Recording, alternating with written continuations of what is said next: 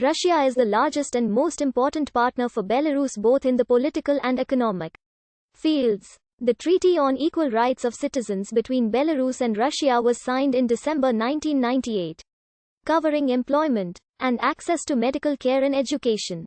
The two countries constitute the supranational Union state. After the Soviet Union collapsed, the newly formed Russian state tried to maintain control over the post-Soviet space by creating, on December 8, 1991, a regional organization, the Commonwealth of Independent States. However, Belarus, as other republics in the CIS, started to drift away from Russia, which at that time was attempting to stabilize its broken economy and ties with the West in the early 90s. Russia was concerned that its involvement in the near-abroad state such as Belarus would risk the relations it was trying to build with the West. However, as NATO began to expand eastward, Russia found itself in a difficult situation. On one hand, it was facing a breakup of the large geopolitical bloc it had once controlled. On the other, it felt that the West was trying to isolate it from the European environment by picking up the pieces of its former empire. This led to the increasing importance of good relations with Belarus. Flag of the Russian Soviet Federative Socialist Republic. Flag of the Belarusian Soviet Socialist Republic. In the mid-1990s and especially with Alexander Lukashenko coming to power in July 1994, Belarus seemed an ideal candidate for integration with Russia. Russian President Boris Yeltsin said after signing, in February 1995, the Treaty of Friendship, Good Neighborliness and Cooperation with Belarus, that the two nations shared a common historical experience over many centuries. That, he declared, had created the basis for signing the treaty and other documents on deeper integration of our two countries. Among all CIS countries, Belarus has the greatest rights to such a relationship due to its geographical location, its contacts with Russia, our friendship and the progress of its reforms. The integration process was launched on April 2, 1996, and exactly a year later, the Union of Belarus and Russia was founded. The culmination of this process was the establishment of a union state between the RF and Belarus on December 8, 1999. After Vladimir Putin took office, he expressed his deep dissatisfaction with the status of the relations with Belarus and criticized the 1999 treaty.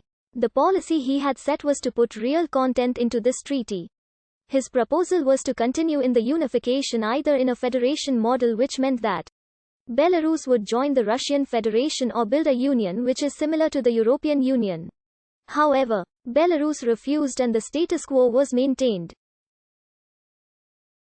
Despite that, the strategic value of Belarus seemed to continue to rise for Russia because of the international developments. These activities included the United States military activity in the post-Soviet space since the September 11 attacks in 2001. The Eastern European states shift towards the West. The plans to deploy NATO's missile defense system in Poland or the Czech Republic. And above all, the rise of the color revolutions.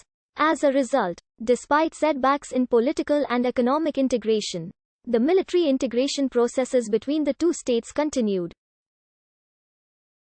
As Russia realized that a full integration with Belarus would be costly, it shifted its foreign policy towards a more pragmatic direction. Two major goals were distinguishable in this policy. The first was to reduce the economic burden which Belarus laid on its economy, and the second was to take over the energy transit infrastructure in Belarus. These two goals have influenced most of the conflicts and gas wars between the two countries.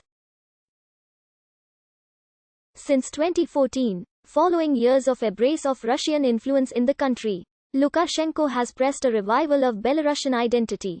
Following the Russian annexation of Crimea and military intervention in eastern Ukraine, for the first time, he delivered a speech in Belarusian, in which he said, "We are not Russian, we are Belarusians," and later encouraged the use of Belarusian. Trade disputes, a border dispute, and a much relaxed official attitude to dissident voices are all part of a weakening of the long-time warm relationship with Russia. On September 14, 2017 Belarusian and Russian relations were back to normal with both conducting military drills. In 1995, the border of Russia with Belarus was destroyed. However, in 2014, the border was restored from the Belarusian side. In turn, Russia in February 2017 created a border zone on the part of the Smolensk Oblast on January 24, 2020. Signs of new tensions between Belarus and Russia showed when Belarusian President Alexander Lukashenko publicly accused Russian President Vladimir Putin of trying to make Belarus a part of Russia. This led to Russia cutting economic subsidies for Belarus. In July 2020, the relationship between